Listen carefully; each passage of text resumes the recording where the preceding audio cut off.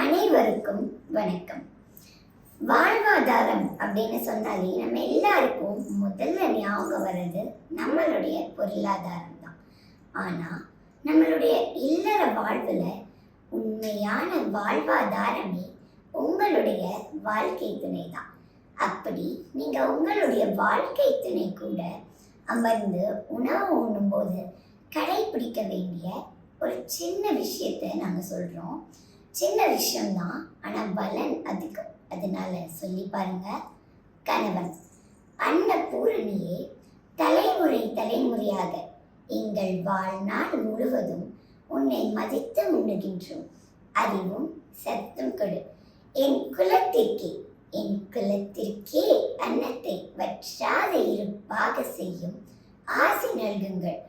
என்னவள் உங்கள் மனைவியின் பெயரை கூறி நல்ல உடல் நலத்தோடு நீண்ட ஆயுள் வாழ்வதற்கான ஆற்றலையும் உணர்வையும் அவளுக்கு நிலைத்து கொடு.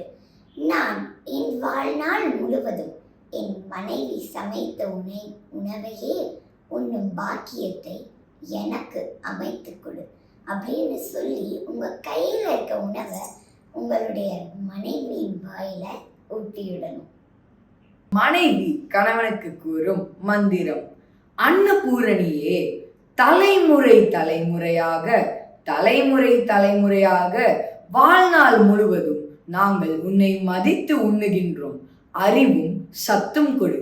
என் குலத்திற்கே அன்னத்தை வற்றாத இருப்பாக செய்யும் ஆசியை நல்குங்கள். எனது கணவர் நல்ல உடல் நலத்தோடு நீண்ட ஆயுள் வாழ வேண்டும்.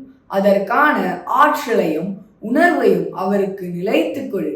வாழ்நாள் முழுவதும் என்னவர் உழைத்து கொண்டு வரும் உணவையே நான் சமைத்து என் கணவரும் நானும் எங்களை சான்று அனைவரும் உண்டு மகிழும் பாக்கியத்தை எனக்கு அமைத்து கொடு அப்படின்னு சொல்லிட்டு உங்க கையில இருக்க உணவை உங்க கணவருக்கு ஊட்டி விடுங்க.